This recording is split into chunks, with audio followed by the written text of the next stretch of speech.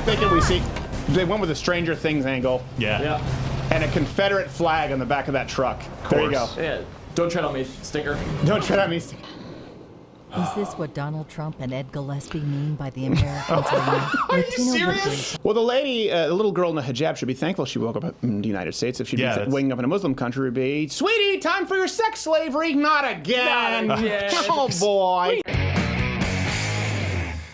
Yesterday, 8 people were killed by a terrorist running over pedestrians in New York City with a truck. So the question of the day here, anyone can point out hypocrisy with the media or inconsistencies.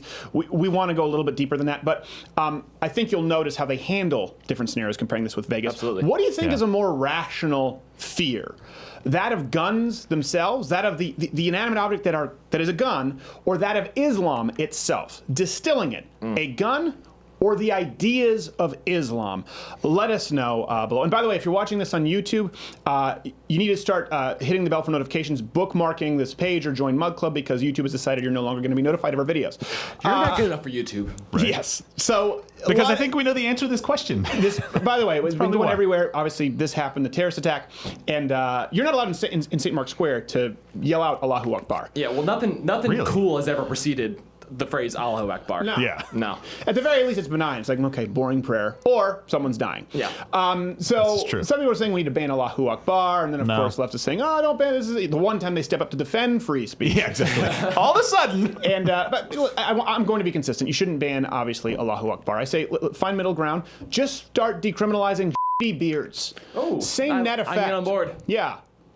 I'm there. Yes, irony alert, I get it. So the only late night host who addressed the terror attack that night was Stephen Colbert. Here you go. It appears a terrorist has attacked innocent citizens in Lower Manhattan. And all of our hearts, all of our broken hearts, go out to everyone affected and to all those who live and work in this great city. Tomorrow and the next day, New Yorkers will wake up to new details about what happened, but tomorrow and the next day, New Yorkers will also wake up and keep going. Because in an uncertain world, one thing is for sure. New Yorkers will never live in fear. Never live in fear. Compare that to the reactions and the fear-mongering after the last mass shooting. Let's see. Maybe I'm nuts, but I would like to think we can put politics aside and agree that no American citizen needs an M16. Or 10 of them. Are there no steps we can take as a nation to prevent gun violence? Or is this just how it is and how it's going to continue to be? Congress is going to vote on deregulating gun silences. Gun violence is out of control. How can we make it quieter? You want to make America great again? Pass any kind of common sense gun control legislation that the vast majority of Americans want. Actually, that's not true. So we just say common sense gun control. You need to get into exactly what that is. So before we get to the comparison of Islam and guns and what's a more rational fear, skepticism, let's first go to their claims in late night about gun control, the stuff that they push immediately after the Vegas shooting. Washington Post actually fact-checked Marco Rubio's claim not that long ago.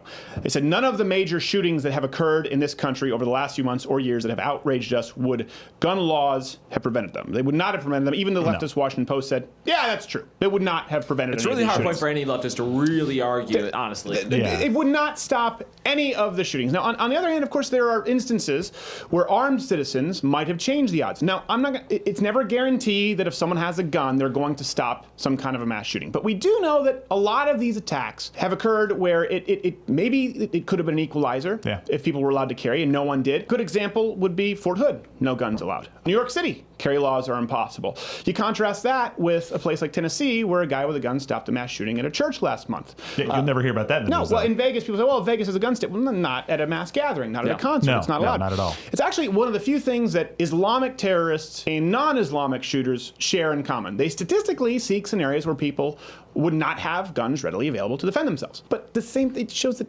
terrorists don't rely on guns. In the United States, the OSU student drove into a crowd and started stabbing people. In Europe, you have terrorists running a truck through a Christmas market in Berlin, 12 dead, 49 injured. Terrorists plowed into people in the London Bridge, killing 6, dozens more injured. Terrorists slammed a van into Barcelona, that was 14, I think, killing more than 100. Of course, you have Bastille last year, which was 86 people died, 458 injured. Insane. They didn't require guns. No, it never does. It almost seems they prefer vehicles and knives at this point. Well, you can do far more damage very quickly with a car aimed in the wrong direction. It's insane when you think about. We just allow you can do it anywhere. A girl who's we talk about guns, right? We want to stop somebody from having a clip, as they call it, that's more than 9 rounds. But you give a girl who's on Snapchat a Ford Explorer? So true. Well, and if the left's argument was just consistent, you would have heard Islam and not terrorists. It would have been radical Islamic terrorism at the very least. Right? Because they're quick to say guns, guns, guns, guns, guns every time something bad happens. But this is just it's a terrorist attack. That's what's so important, because you're talking about an inanimate object versus, listen, there are only so many ways to say it, okay? I was sitting down going, okay, we have another terrorist attack. We have to deal with this in the story.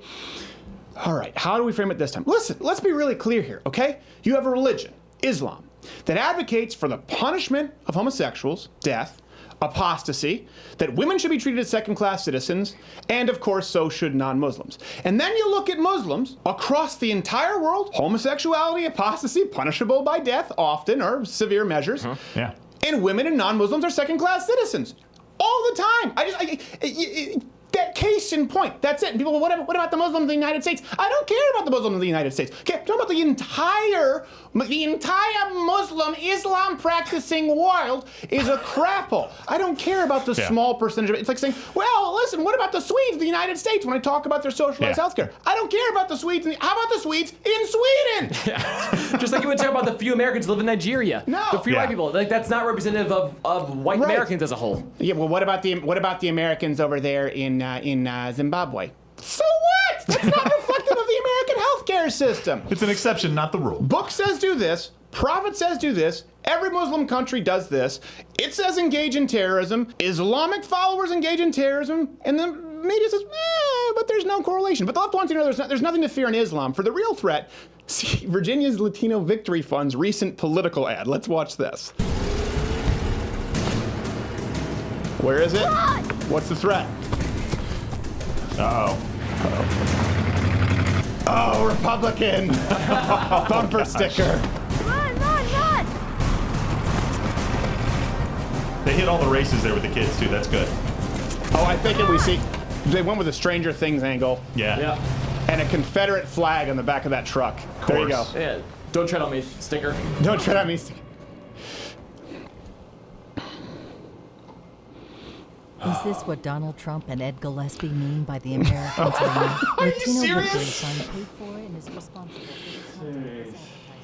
Well, the lady, the little girl in the hijab should be thankful she woke up in the United States. If she'd be waking up in a Muslim country, would be, sweetie, time for your sex slavery. Not again. Not again. Oh, boy. We just did that yesterday. I hate that you're right. So, in using this, what is a more rational fear? Okay, well, let's go back to guns. Guns are used in self-defense, by the way, but far more often than they're used in the United States to kill. From 100,000 to 3 million cases each year, according to the Census Bureau. Contrast, Islamic terrorism is the #1 cause of terrorist attacks in the United States in the past decades, and, of course, globally. Since 2001, over 3,100 have been killed by Islamists. Contrast that with, like you see in that ad, the evil Confederate flag wavers, 106.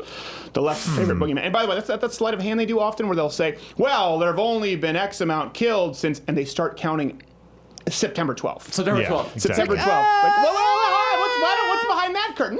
Don't get me wrong, it's still bad if you Don't worry about that. count anything before that. It's still really bad, but it's some may say significantly worse. Well, and globally, Islam accounts for an overwhelming amount of four terrorist groups, Islamic groups alone, 74% of all deaths from terrorism. Okay? Of course it's guns. I mean, I can see from the evidence that it's guns we have to deal with and not Islam It at is all. just crazy to me where the left takes something, okay, shooting, and right away they go to an inanimate object to try and push ideas. They blame the gun to try and push legislation that they themselves acknowledge would not change anything. So, inanimate object, let's use that as the boogeyman to push some ideas that we do not know would ever make a difference. On the flip side, when someone literally, Allahu Akbar, what is that? They are yelling out their ideas. They're saying, these are all of my values and everything I hold dear. Well, where do we find them? In the Quran and Hadith. I want you to read Muhammad's quote. Hey, officers, this is a motive. I'm Muslim. I'm killing in the name of Islam. It stems from ideas that couldn't possibly be more clear.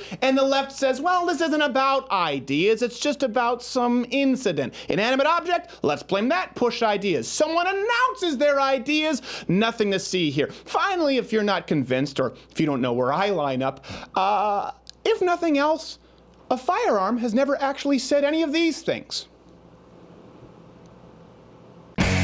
Hey, did you enjoy this video? Here's the thing, you're here, this is the end of it, so we don't care because you already watched it. But if you really didn't like it and you want to justify it, leave a comment below telling us why you didn't like the video. And if you liked us, let us know.